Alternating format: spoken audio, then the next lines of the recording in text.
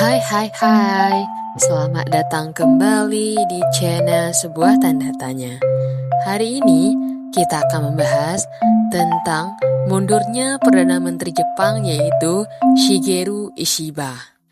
Perdana Menteri Jepang, Shigeru Ishiba, akhirnya memutuskan mundur dari jabatannya.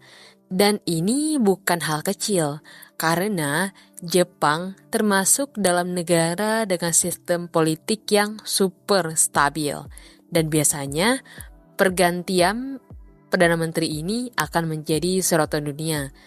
Kita bakal kupas tuntas kenapa sih Perdana Menteri ini sampai mundur.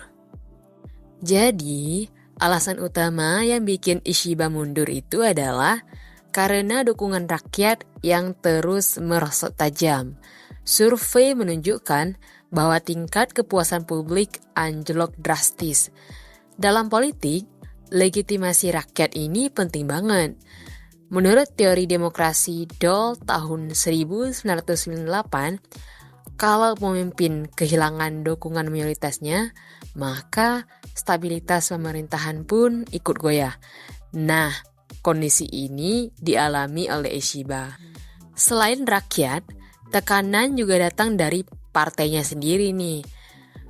Partai pengusung Ishiba, yaitu Partai Demokrat Liberal, banyak kader senior yang mulai khawatir nih.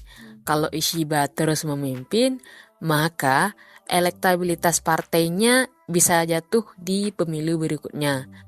Dalam politik Jepang, dukungan internal partai itu segalanya bagi mereka. Jadi, wajar aja nih kalau Ishiba akhirnya terjepit. Salah satu pemicu dukungan kepada Ishiba ini anjlok adalah karena masalah ekonomi.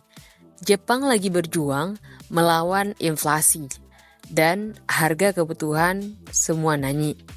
Dan pemulihan ekonomi pasca pandemi pun belum stabil.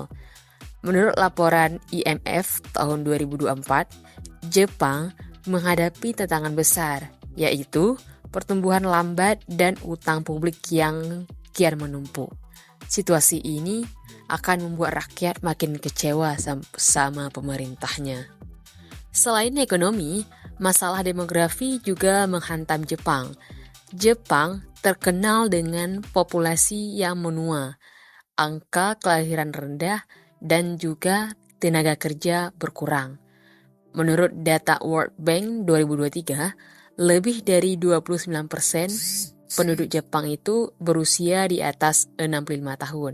Dan ini bikin beban sosial dan ekonomi itu makin berat. Dan kebijakan Ishiba dianggap belum efektif. Mundurnya Ishiba juga punya dampak global. Jepang itu adalah sekutu utama Amerika Serikat dan pemain penting di kawasan Asia Timur. Maka, dengan kondisi geopolitik yang lagi panas ini, terutama hubungan dengan China dan Korea Utara, pergantian Perdana Menteri ini bisa mempengaruhi arah diplomasi Jepang. Menurut Smith 2022, setiap pergantian pemimpin di Jepang ini biasanya akan membuat kebijakan luar negeri yang sedikit bergeser. Rakyat Jepang sendiri terbagi menjadi dua kubu. Ada yang lega nih, karena berharap ada perubahan baru. Tapi ada juga yang khawatir, kalau pemimpin pengganti ini nggak lebih baik dari Perdana Menteri sekarang. Media lokal ramai memberitakan suara masyarakat, yang intinya mereka itu butuh pemimpin yang bisa menjawab masalah sehari-hari. Bukan cuma janji politik aja. Siapapun nih yang gantiin Ishiba nanti pasti menghadapi tantangan berat seperti memperbaiki ekonomi, ngadepin krisis demografi, dan menjaga posisi Jepang di kancah internasional. Tantangan ini mirip kayak bom waktu. Menurut penelitian Curtis 2021, masalah struktural di Jepang ini butuh reformasi mendalam, bukan solusi jangka pendek aja. Dari mundurnya Ishiba, kita juga bisa belajar bahwa dalam politik modern, dukungan rakyat itu menjadi kunci, Nggak peduli nih sekuat apa posisi seorang Perdana Menteri di partai, kalau rakyat udah kecewa, ujung-ujungnya ya harus mundur. Dan ini juga nunjukin kalau demokrasi di Jepang itu berjalan karena rakyat masih mempunyai suara besar dalam menentukan nasib pemimpinnya. Jadi, mundurnya Shigeru Ishiba ini bukan cuma soal politik internal Jepang, tapi juga menjadi peringatan untuk semua pemimpin dunia bahwa legitimasi rakyat itu adalah segalanya. Kita tunggu siapa penggantinya dan apakah dia bisa membawa Jepang keluar dari tantangan besar yang udah ada. Terima kasih telah menonton video ini.